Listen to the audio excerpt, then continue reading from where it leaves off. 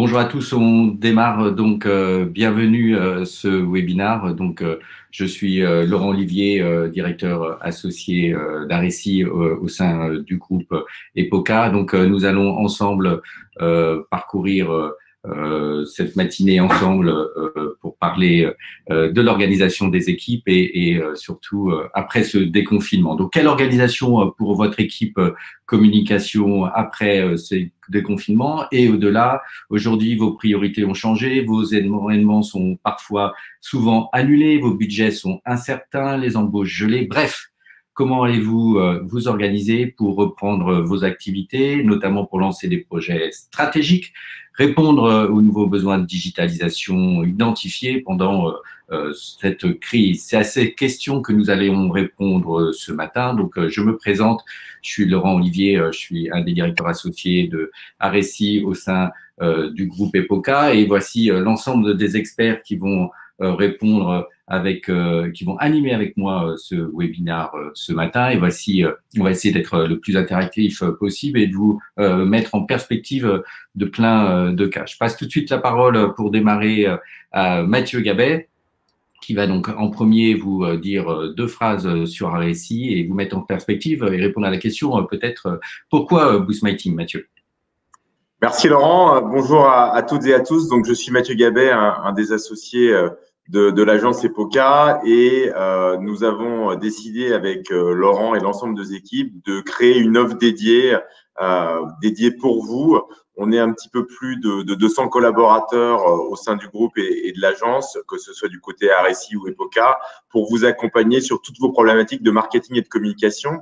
Et depuis maintenant de nombreuses années, nous intervenons chez nos clients sur des projets en accompagnement en profondeur pour intervenir sur différents sujets, sur différentes problématiques de marketing et de communication, que ce soit sur des sujets de contenu, que ce soit sur des sujets d'événementiel, de plus en plus évidemment digitaux compte tenu du contexte, que ce soit sur des sujets de contenu, de social, de digital, de marketing direct, etc., de relations presse, d'influence.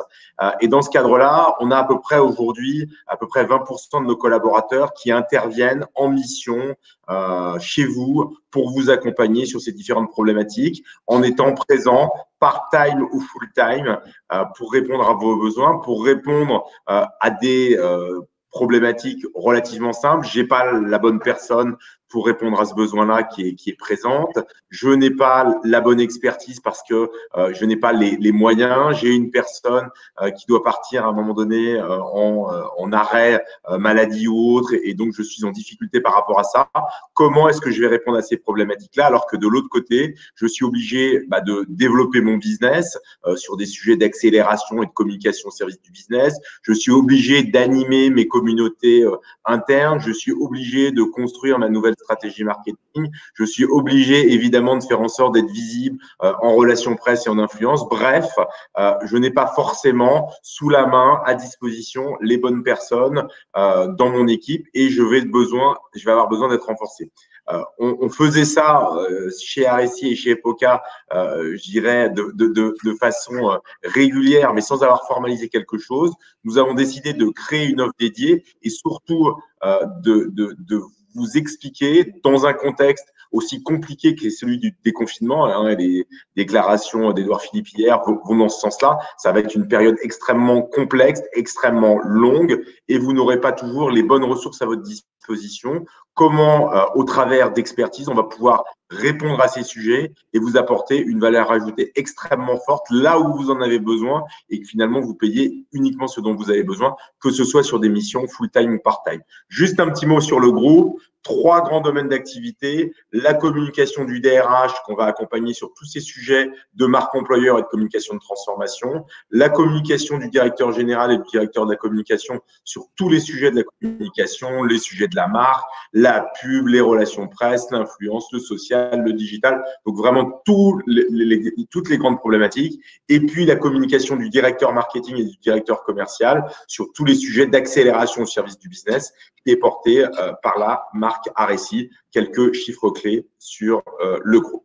Voilà un petit peu pour vous donner l'angle et pourquoi nous avons décidé d'organiser ce webinaire qui va surtout être axé sur des témoignages d'experts qui interviennent au quotidien chez Google, chez Samsung, dans différents groupes français et internationaux, au service de la performance, au service de vos résultats, pour vous apporter au meilleur coût les meilleures réponses. Cette organisation, Mathieu, elle correspond aussi à la vision de l'agence avec ces trois piliers que sont la convergence, l'hybridation et la synchronisation. La convergence parce que nous, on croit au sein d'Arecy et POCA qu'il faut faire converger les différents métiers au service du résultat des missions. L'hybridation parce qu'aujourd'hui, les experts, ils se trouvent à l'intérieur de l'agence, à l'extérieur de l'agence, chez des partenaires, des fournisseurs et qu'il faut être une agence hybride pour faire là aussi avancer les missions et pour que les missions soient une réussite, il faut une parfaite synchronisation, il faut un parfait pilotage parce que dans nos métiers, il y a aussi cet enjeu de cohérence qui est important et de rythme à donner pour faire avancer les projets. Voici des exemples de nos clients et effectivement, comme vient de le dire Mathieu, répondons peut-être à cette première question. Quelle nouvelle priorité marketing et communication en cette phase de reprise, de redémarrage? Nous, on a identifié trois nouvelles priorités. Premièrement, une nouvelle priorité d'exigence, à la fois sur le fond et la forme. Sur le fond, parce que les entreprises ont des nouvelles responsabilités de leur rôle au sein de la société. Elles doivent retravailler un peu leur mission, leur vision, redonner du sens à leur utilité au sein de la société. Et donc, le rôle des marques va être un peu plus exigeant. Deuxièmement, il y a, et c'est tout naturel, cette responsabilité liée à la santé des collaborateurs. Et donc, il y a une démarche de communication en interne, d'information, de prévention, de protection, ou en tout cas d'explication auprès des collaborateurs à avoir une exigence particulière sur la forme. On peut parler de la cohérence entre toutes les paroles, prises de parole, et on l'a tous un peu vécu dans les différentes prises de parole gouvernementales. C'est pas évident d'être cohérent, de maîtriser, mais ça crée des couacs, comme on dit, et ça abîme la prise de parole. Il y a aussi cette exigence sur le management qui doit incarner, qui doit prouver dans ces périodes un peu difficiles son leadership et qui doit, lui, prendre un peu l'étendard pour donner du sens justement sur le rôle de l'entreprise en interne, à ses équipes et en externe. Ça demande aussi de l'exigence dans la réactivité, l'agilité. On n'est pas sûr que le métier qu'on faisait hier sera celui qu'on va faire aujourd'hui et encore moins demain. Et une forme de transparence dans les messages, sur la forme. Clairement, il ne faut pas qu'il y ait de dichotomie entre ce qu'on va dire et ce qu'on va faire et inversement. Deuxièmement, deuxième priorité, c'est d'accélérer cette digitalisation. Et là, il faut clairement proposer de nouvelles expériences digitales. Beaucoup vont devoir supprimer tous leurs événements de cet hiver, peut-être même jusqu'en 2021 pour certaines sociétés. Aujourd'hui, le parcours digital, il est encore plus digitalisé, on va dire. C'est-à-dire que c'est un chiffre que donne Google, mais qui date déjà un petit peu maintenant, mais qui disait qu'en 2010, 57% du parcours se faisait digital avant même une rencontre, un rendez-vous. Donc aujourd'hui, on n'a pas de chiffre, mais vous imaginez que ça a encore augmenté. Et puis, on peut aussi se dire qu'il faut inventer un nouveau rôle au digital. Le web, qui était avant tout un support d'information, est devenu un support de communication où effectivement on a créé cet échange. Puis on voit bien qu'aujourd'hui on est vraiment dans l'interaction, dans le direct, en temps réel, et ce webinaire en est un exemple. Et demain on ira certainement encore un cran au-dessus en généralisant une forme de transaction. En B2B, la transaction est possible, elle a des contraintes spécifiques, des contrats négociés, mais néanmoins c'est clair, on doit aller dans une démarche de service qui est encore plus digitalisée et plus intégrée sur le web. Troisième priorité, la recherche de performance avec deux volets. Effectivement, il faut être peut-être réaliste néanmoins sur les objectifs. Peut-être qu'on avait trop d'objectifs, que la nouvelle organisation entre le télétravail qui va se prolonger, les transports, les horaires décalés, il faut peut-être courir un peu moins de projets en même temps, mais se donner des nouveaux objectifs pour aller vraiment encore plus ambitieux, mais sur quelques objectifs, donc être plutôt dans la qualité versus la quantité, mais en même temps viser plus haut. Et puis clairement, rechercher la performance pour être plus agile, hein, travailler en projet sprint, donc des petits projets, travailler en équipe constituée spécifiquement sur ce projet. Donc, on va casser les hiérarchies, on va travailler en équipe et on est clairement dans une priorité où l'important, c'est de coordonner versus diriger. Donc là, ça va changer aussi notre manière de travailler, de collaborer, parce que clairement, cette performance, on va s'appuyer sur des résultats qui vont être chiffrés et on est dans une nouvelle organisation des équipes. Alors, pour témoigner de tout ça, on va passer la parole à Steven, hein, qui va nous expliquer un petit peu comment nous, avec Boost My Team, on peut vous aider pour être accompagné et pour rebondir en cette période. À toi, Steven. Merci à tous. Je vois qu'on est 139, donc merci d'avoir choisi ce webinaire. On a aujourd'hui beaucoup de webinaires qui sont publiés sur LinkedIn, donc merci beaucoup. On va voir ensemble effectivement comment être bien accompagné pour rebondir. Pour cela, on va se baser sur les chiffres globaux de l'économie actuelle.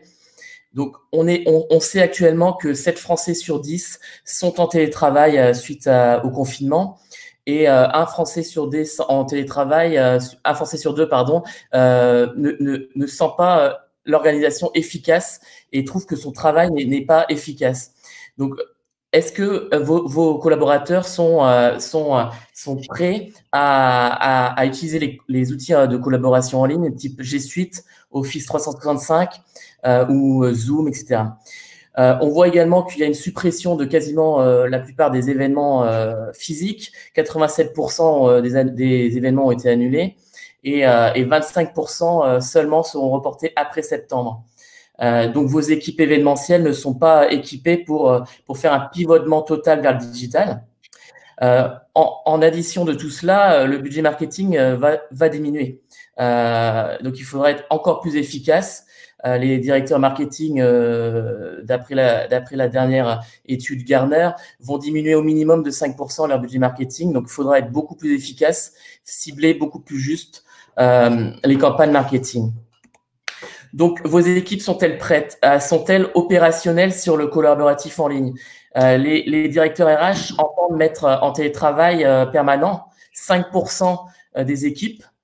Jusqu'alors, elles étaient en physique et elles vont être basculées en télétravail. Est-ce qu'elles sont capables? Quand on pense aux outils collaboratifs, on pense à G Suite, à Meet, à Teams, à Zoom, mais ça va au-delà. Les compétences qui sont de la collaboration en ligne, ça peut être l'accès aux données sur les drives. Est-ce que vous êtes capable, est-ce que les équipes sont capables de gérer les permissions de sécurité? Est-ce qu'ils sont capables de reproduire, par exemple, les macros qu'on trouve sur Excel en software sur la partie en ligne en SaaS? Est-ce qu'ils connaissent les différents outils SaaS qui correspondent aux mêmes outils de logiciels sur les desktops? Tout ça, c'est des compétences qu'il faut apprendre et les équipes doivent se former. Sur les équipes qui sont en événementiel, alors on rencontre chez nos clients beaucoup de personnes qui sont au chômage technique parce que les événements ont été annulés et elles ne sont pas capables aujourd'hui de faire un transfert vers des campagnes marketing digitales. Donc, il faut les former. La stratégie basée uniquement sur le physique doit être réfléchie. Je pense notamment aux salons médicaux où un grand nombre du chiffre d'affaires sont faits sur la signature dans les salons. Les budgets formation de vos collaborateurs mettent du temps à être débloqués. Le compte temps de formation doit être débloqué si vous désirez former vos collaborateurs. Donc, globalement, les campagnes marketing, le ROI doit être assuré. On doit être vraiment dans le tireur d'élite, cibler justement sa cible pour un meilleur ROI. Donc, jusqu'à fin 2020, nous, les agences marketing et communication, on n'a pas attendu le déconfinement pour se préparer à la relance.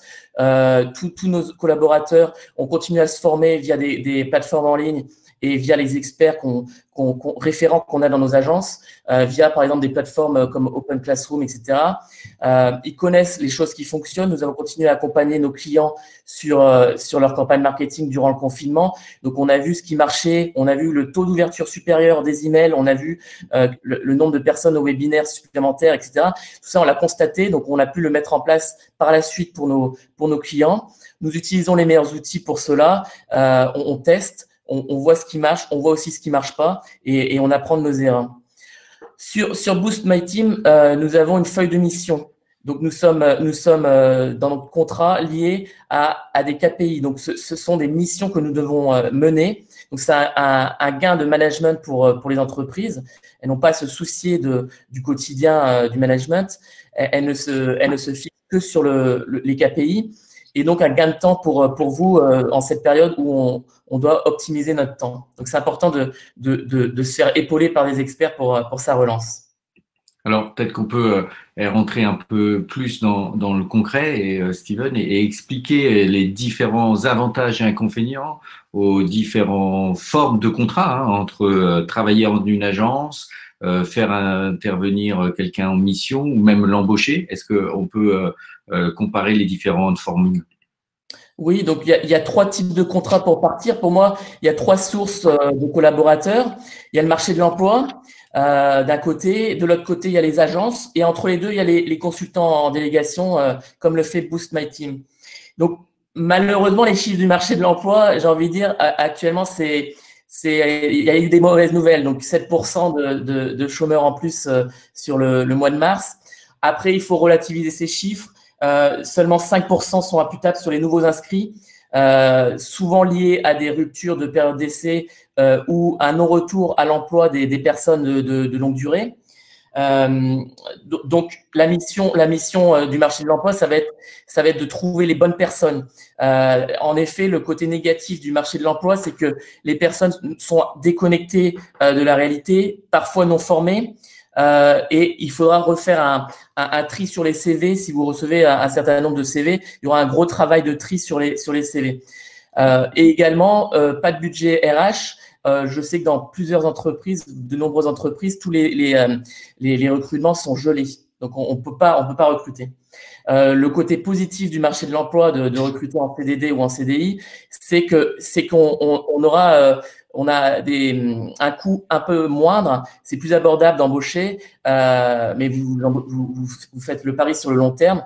Et par contre, c'est quelqu'un qui va être réactif puisqu'il est au quotidien à vos côtés, il est à temps plein. D'un autre côté, donc ça va être les agences. Les agences, donc c'est une lignée d'experts.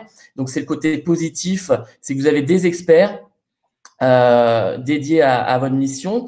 Vous dépendez du budget marketing. Donc, on a vu qu'il va diminuer un petit peu, 5%, mais il est toujours là. Donc, vous pouvez l'utiliser pour mener à bien vos missions. Et justement, c'est une mission qui est menée. Vous payez pour une mission. Ce qui est un peu moins positif, c'est que c'est effectivement un peu plus cher. On ne va pas se cacher qu'un recrutement, mais vous avez un panel d'experts et ils sont un peu moins réactifs par rapport à des consultants ou à des personnes embauchées à temps plein qui seront là au quotidien. Entre les deux, donc vous avez les consultants en délégation qui sont là à temps plein. Tous les jours, ils sont présents dans votre calendrier. Ils travaillent avec vous. Ils sont en télétravail comme vos autres collaborateurs. Actuellement, et dès le confinement, si vous voulez les rétablir en physique, il n'y a pas de souci, c'est en fonction des politiques de votre entreprise. Donc, ils sont réactifs au même titre que les personnes embauchées en CDD ou en CDI.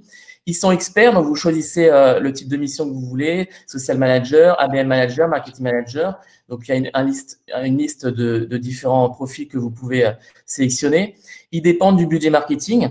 Donc, si vos budgets RH ont été gelés, vous pouvez quand même avoir un apport une force supplémentaire dans vos équipes. Et ils sont opérationnels tout de suite. On va voir les exemples avec Clarisse, Cyril, Chloé et Alain. Ils sont arrivés dans leurs équipes, ils étaient opérationnels, ils connaissent leur métier. Ils n'ont plus qu'à connaître la culture de l'entreprise, si je puis me permettre. Et les missions, donc oui. Non. Oui, après, peut-être qu'on peut parler un peu des règles de fonctionnement, comment ça se passe concrètement dans le lancement de la mission. Complètement, oui. Donc, sur le lancement de la mission, on a des contrats de 3 à 24 mois. Donc, sur la relance qui va arriver, vous pouvez commencer par une période de temps un peu moindre et après choisir de basculer sur du long terme. On a choisi avec Boost My Team de garder une participation d'1 jour par semaine dans les agences pour continuer la formation. Ces formations sont continuées tout au long de l'année. Donc, ils ont 3 formations digitales en fil rouge toute l'année, plus une formation expert choisie par an par le collaborateur. Il faut savoir que toute la partie RH sociale est gérée par les agences. Donc, vous ne vous occupez pas de la partie congés payés, arrêt maladie, etc. Tout ça, c'est géré par les agences directement. Le focus est donc fait sur la mission. Vous signez un accord de mission dès le départ et vous êtes en KPI, c'est-à-dire vous choisissez les clés qui vont être étudiées à la fin de la mission. Et vous êtes suivi par l'agence au quotidien et vous vous occupez uniquement de la mission et de donner la feuille de route sur les collaborateurs. Alors, je pense qu'il est important de donner un peu des exemples. Quel type de mission RSI et POCA, dans le cadre de Boost My Team, peut aider à renforcer les équipes et donc à atteindre les objectifs. Donc, j'ai passé d'abord la parole à Alain Damon. Est-ce que tu peux nous donner un exemple de mission, Alain? Oui, bonjour, merci Laurent, bonjour à tous. Alors, exemple de mission pré-confinement, donc dans l'ancien monde, mais au fond, un certain nombre d'enjeux et d'exigences que je vais évoquer rapidement sont toujours aussi valables aujourd'hui. La mission, elle a été pour Talentia, qui est un éditeur de software RH et finance, avec une mission de délégation. Mathieu disait au début, on peut intervenir en full-time ou en part-time. Là, en l'occurrence, c'était un part-time de 2 à 3 jours par semaine pendant pratiquement 9 mois. Le contexte était le suivant, c'est important de le rappeler. Talentia, c'est une ETI rachetée par un fonds d'investissement fin 2018. Et comme c'est souvent le cas dans ces moments-là, il y a une remise à plat d'un certain nombre de choses, remise à plat du commerce, de la stratégie avec une évolution vers le modèle SaaS, remise à plat de la R&D et remise à plat marketing. Et donc l'enjeu, en fait, il était double. Il était comment on réinvente le marketing, comment on remet à plat et on réinvente les fondamentaux, tout en gérant le business. Et c'est souvent cette complexité-là qu'il faut gérer, c'est-à-dire qu'il faut continuer à faire vivre la boîte, à générer des leads, à créer des campagnes, à faire des événements, et en même temps, dans des cas comme ça, se dire comment on réinvente, on remet à plat, on rationalise. Le travail, il se fait avec les équipes, et c'est là sans doute que la délégation a du sens, parce que quelqu'un qui vient d'agence peut amener cette vision d'autres marchés, d'autres entreprises, cette distance, cette expertise, et en même temps, en étant plugué quotidiennement avec les équipes, de travailler avec elles. C'est un peu ce juste milieu ou ce meilleur de deux mondes qu'on arrive à combiner. Concrètement, qu'est-ce qu'on a fait avec Talentia? On a refondu la marque en se disant comment on peut émerger sur un marché extrêmement concurrentiel, comment on peut créer une proposition de valeur qu'on a fait autour de la gestion de la complexité, et comment on adapte et on fait vivre cette marque en identité, mais aussi, c'est important, en business, en fait, en se disant comment ça se traduit dans ce qu'on a appelé une matrice argumentaire, en se disant quel message, à partir d'une proposition de valeur et un positionnement de marque, peut-on délivrer auprès du DRH, du DAF, du directeur informatique. On a travaillé beaucoup avec les équipes sur l'interface marketing et commerce, qui est souvent un peu l'irritant et le pain point, où le commerce fait des choses, les commerces au travail, le marketing travaille de son côté, il y a Salesforce souvent, mais finalement, les choses ne sont pas assez calées, les process ne sont pas là. Et donc, on a travaillé avec les équipes pour mettre à plat le processus de lead management. Et puis, on a rationalisé. Souvent, on se rend compte que, et c'est là que le regard extérieur peut être utile, on se rend compte qu'il y a beaucoup de choses qui sont faites. Et à la question « qu'est-ce qui marche ?», on a parfois du mal à répondre. Et donc, on a fait un vrai travail de se dire qu'est-ce qu'on garde en le changeant un peu, et qu'est-ce qu'on enlève, parce que finalement, soit ça ne marche pas, soit on ne sait pas si ça marche. Ce travail, il a été fait, pour le coup, vraiment avec les équipes, en se posant 2 questions. La première, c'est qu'est-ce qu'on fait à l'interne, qu'est-ce qu'on fait à l'externe, en se rendant compte très vite, finalement, qu'il y avait des choses qui étaient faites à l'externe par des partenaires qui devaient rester à l'interne. Ça, c'est des vrais enjeux de rapatriement d'un certain nombre de sujets. Et à l'inverse, il y a des choses qui sont faites à l'interne, pas suffisamment bien, et il faut aller chercher un certain nombre de partenaires. Et donc, notre mission, elle a été pas simplement, en l'occurrence pour moi, d'être dans les équipes tous les jours, mais de se dire comment on va aller chercher dans l'écosystème de partenaires en télémarketing, en lead generation, en branding, en événementiel, les bons partenaires qui vont pouvoir apporter de la valeur et de l'expertise particulière sur un sujet. Et bien sûr, et c'est peut-être le dernier point, le vrai sujet, c'est comment animer les équipes et ça a été le cas pour cette mission sur Talentia, de répartir les rôles un tout petit peu différemment et de faire travailler ensemble des équipes qui, dans ces moments-là, quand un fonds arrive, sont un peu chahutées, se posent un certain nombre de questions. Donc, il y a une dimension qui est importante aussi dans ces rôles-là, qui est, j'allais dire, de RH un tout petit peu, mais ce qu'on arrive à faire aussi au-delà de l'expertise qu'on peut amener, de l'efficacité de la performance, de l'agilité, c'est aussi de recréer, quand le besoin s'en fait sentir, un esprit d'équipe, une culture commune, une envie d'avancer sur les sujets, tout ça dans l'agilité. Et finalement, je disais au début, les nouvelles exigences du confinement ou du déconfinement dans la performance, dans la digitalisation, dans l'agilité, ils sont évidemment là. Et sur Talentia, un vrai sujet, c'était de basculer encore plus sur la digitalisation. Voilà en quelques mots de cette expérience. Merci Alain, on voit bien à quel point tu as boosté l'équipe.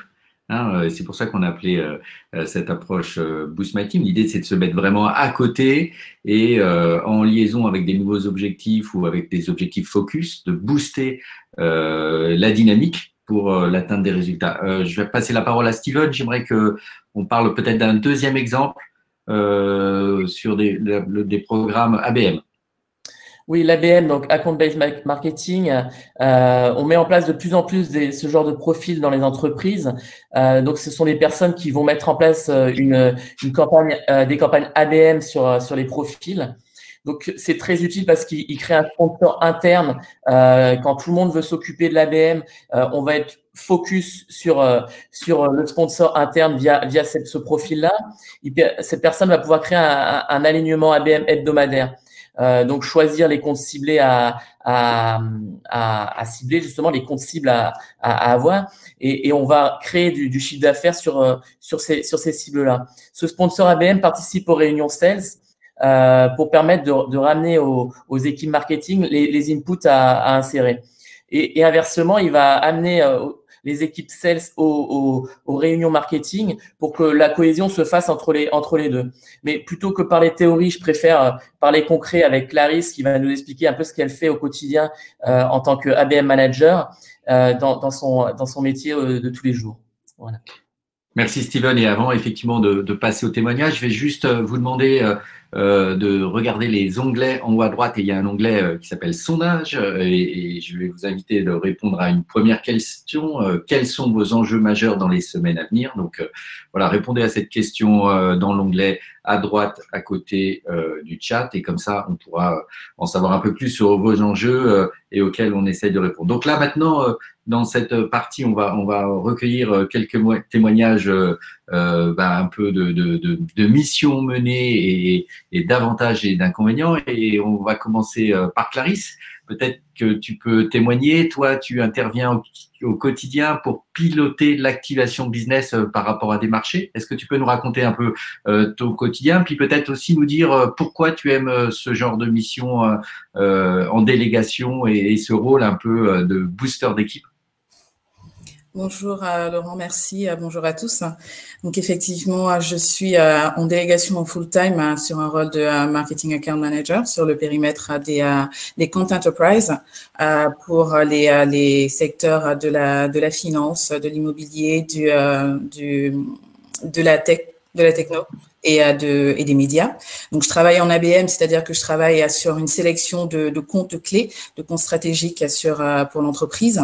Et donc, je travaille en relation étroite avec les commerciaux, les équipes commerciales sur ces secteurs-là. Et ma mission principalement, c'est de permettre de mettre en place des actions fortes, des actions marketing ABM sur ces comptes-là afin de pouvoir supporter donc les équipes de vente et les aider à atteindre leurs objectifs commerciaux, les objectifs business. Et comment tu vis au quotidien donc c'est ce positionnement chez le client, voilà, où tu es à la fois ni dedans, ni dehors, ni externe. Comment ça fonctionne? L'intégration dans l'entreprise, elle est vraiment très transparente, très transparente. Toutes les équipes savent qu'on a donc un collaborateur externe qui est moi.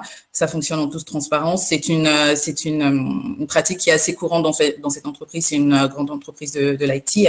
Donc à ce niveau-là, c'est vraiment full transparency. Après, ça n'a absolument aucune influence sur le quotidien. Donc, je suis quasi au même niveau que des collaborateurs internes.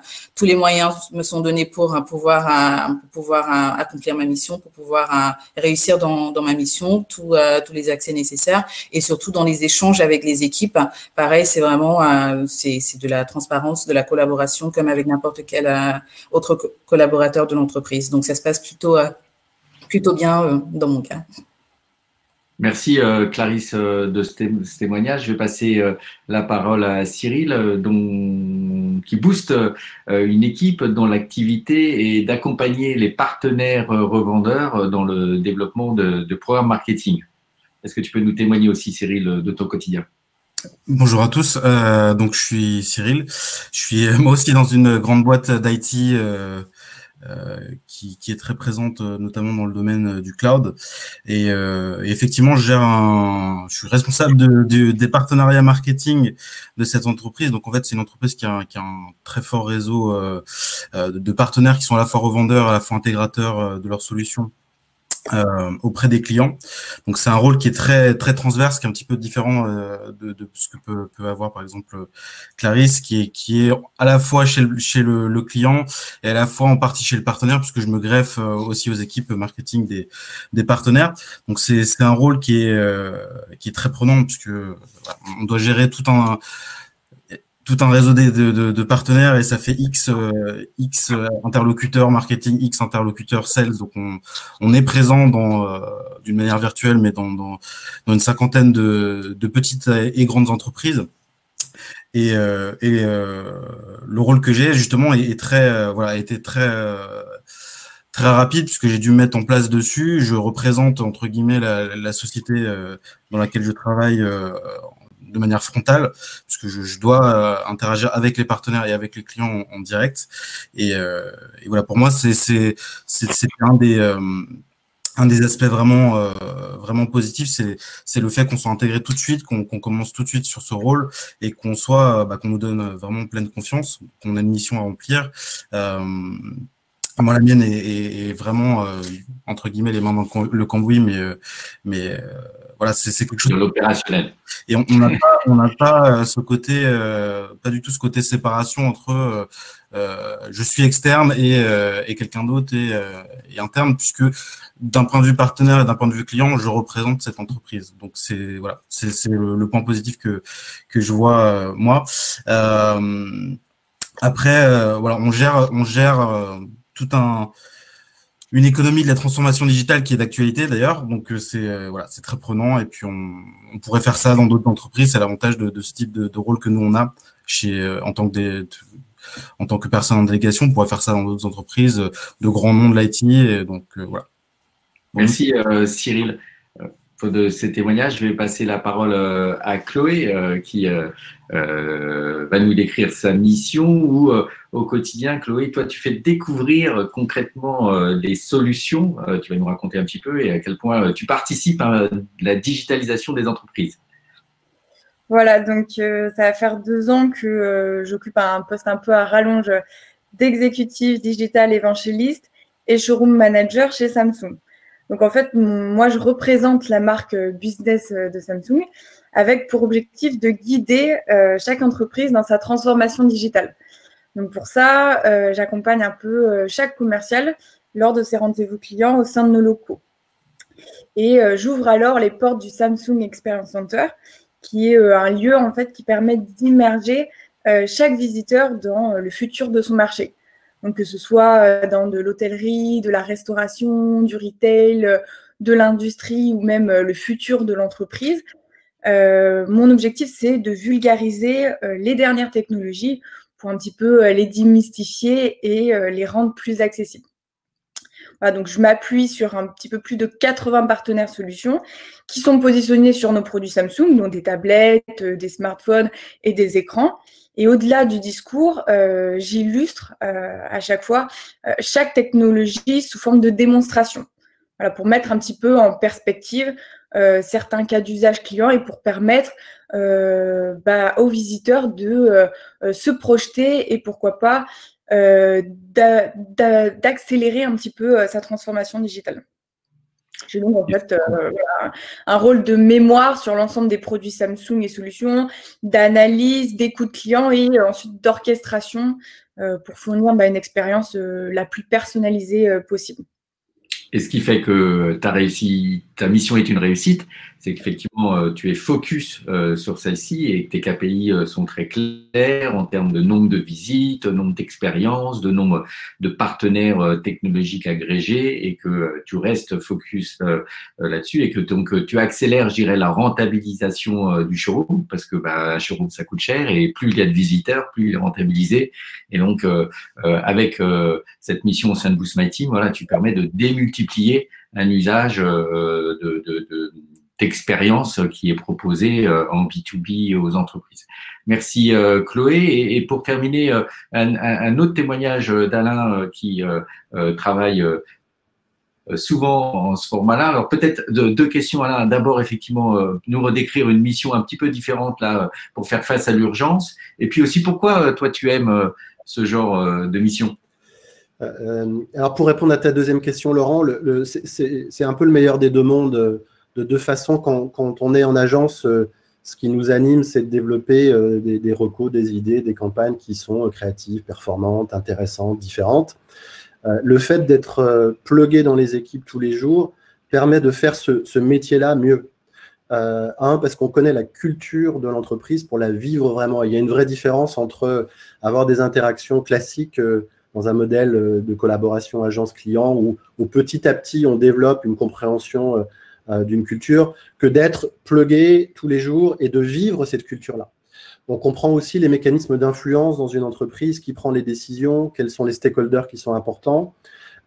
Et ça permet juste de faire les choses mieux, d'avoir des insights qui sont plus justes, plus rapidement de se dire, voilà, cette idée-là, elle peut fonctionner, elle marche en fonction du corps social, elle sera acceptée plus facilement. Et donc, ça veut dire plus d'efficacité, plus de rapidité dans les campagnes. Et inversement, quand vous êtes, j'allais dire, un employé classique, forcément, tout le monde a un peu le nez dans le guidon. Et le rôle en délégation autorise une liberté de parole. Moi, dans les équipes, presque toujours, parce que j'ai ce statut qui est dedans, mais en même temps extérieur, ce que les gens cherchent chez moi et cherchent dans l'offre Boost My Team, c'est la capacité à dire les choses avec un peu plus de transparence et de liberté que quand vous êtes un employé lambda. Et on attend de moi la capacité à aller chercher des pratiques et à dire ça fonctionne à mon sens, ça fonctionne pas. Et c'est un peu ce sweet spot entre les deux choses qui, à mon sens, donne énormément d'intérêt et d'efficacité à ces missions. Et sur ta deuxième question, Laurent, pour le coup, sur un vrai sujet de confinement, déconfinement, je mène actuellement une mission de com interne chez Allianz, donc l'assureur bien connu, où j'anime en fait l'équipe d'une douzaine de personnes de la com interne sur un sujet évidemment qui est un peu aujourd'hui sous le feu des projecteurs. Et je pense que chez vous aussi, la com interne a pris encore plus d'importance en ce moment. Et au fond, les missions classiques qu'on assigne à la com interne, qui sont de rendre compte, d'expliquer, d'informer, de créer de l'engagement, ces missions-là, elles sont encore plus importantes et plus tendues. Tout l'enjeu étant de faire ça, c'est-à-dire de répondre aux demandes d'information, de rassurer, de montrer qu'il y a un capitaine dans le navire, donc le rôle du CEO est très important, donc la com interne accompagne cette communication-là. De créer de la solidarité et de l'engagement. Donc, on a mis en place un certain nombre de choses. On a refondu des outils qui étaient des outils classiques, de newsletter, d'utilisation de l'intranet, de magazines, qui sont des outils classiques dans la com interne, qu'on a refondu un peu sous l'angle d'une édition spéciale pour vraiment prendre toute l'ampleur du moment. L'enjeu est aussi, et ça en crée à la fois le challenge et la complexité, c'est de préparer demain. Et c'est de se dire, il faut gérer ces urgences-là, ces demandes. Aujourd'hui, on a des questions tous les jours sur le déconfinement pour moi, salarié d'Allianz, qu'est-ce que ça veut dire? Donc, c'est des questions très rationnelles. Mais on doit aussi préparer le redémarrage avec toutes les questions évidentes qu'on se pose. C'est que voilà, les choses se bougent énormément et qu'on n'a pas forcément à un instant T toutes les réponses à ces questions-là. Mais nous, il faut qu'on réenclenche la dynamique. Et donc, on a travaillé sur un phasing en 3 ou 4 phases en se disant comment on peut et à quel moment les discours peuvent être audibles pour recommencer des sujets, pour dire les chantiers avancent et pour se mettre en ordre de marche lorsque, à partir du 11 mai ou plus tard, on pourra réenclencher un certain nombre d'initiatives. Mais en tout cas, ça a donné, et peut-être que ça peut faire l'objet de questions et de débats après, hein, ça a donné à la communication un rôle encore plus stratégique, sa cohérence avec les autres sujets de communication, notamment la communication externe, sont extrêmement importants.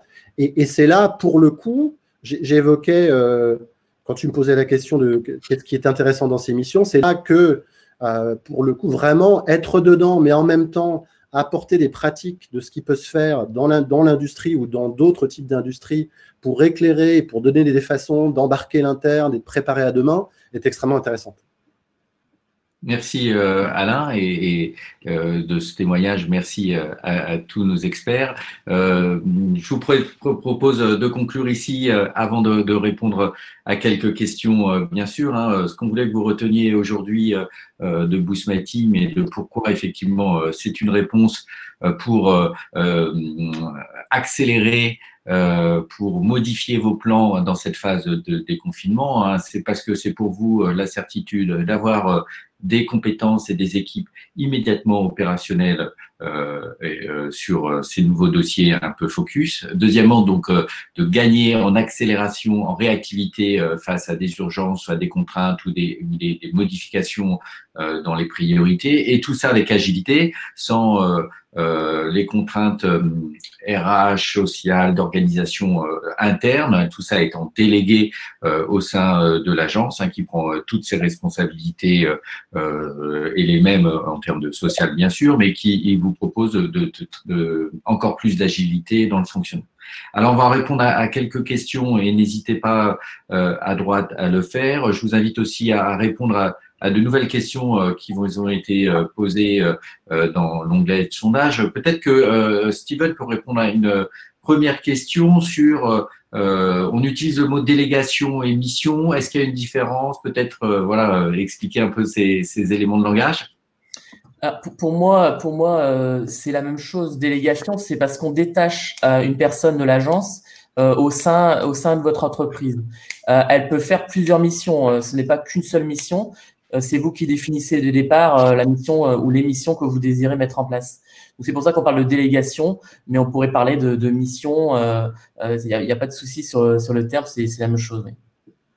Merci. Est-ce que ce sont plutôt une approche réservée aux grands groupes ou est-ce qu'une TPE orientée B2B peut aussi faire appel à Boost My Team?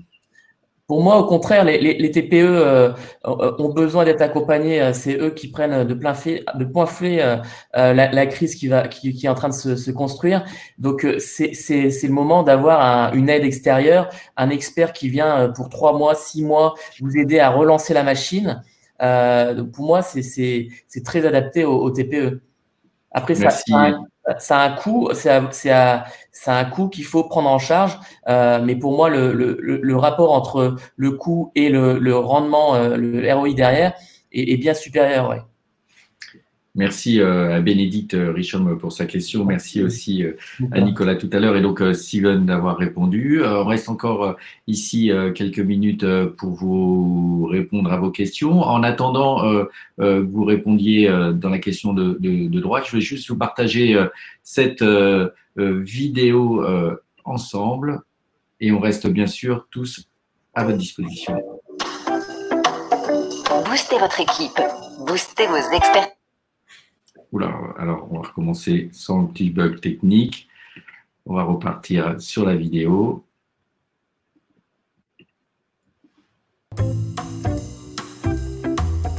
Boostez votre équipe, boostez vos expertises, boostez vos résultats. Boost My Team, c'est la mise à disposition d'équipes expertes pour des missions marketing et communication de moyenne ou longue durée. Nos experts formés et immédiatement opérationnels sont immergés à vos équipes pour piloter et déployer vos projets.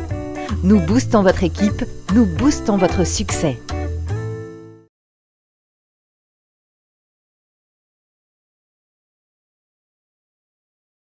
Et voilà, merci à tous de votre présence ce matin. On va dire merci une nouvelle fois à nos experts d'avoir bien voulu témoigner. On reste à votre disposition. Vous allez recevoir le replay, nos coordonnées, et on vous souhaite à tous une bonne journée. Restez en contact sur Boost My Team, le site RSI et le site epoca.fr où l'ensemble de nos événements sont en ligne et sont à votre disposition. On vous souhaite une bonne journée et à très bientôt. Merci à tous. Au revoir. Salut.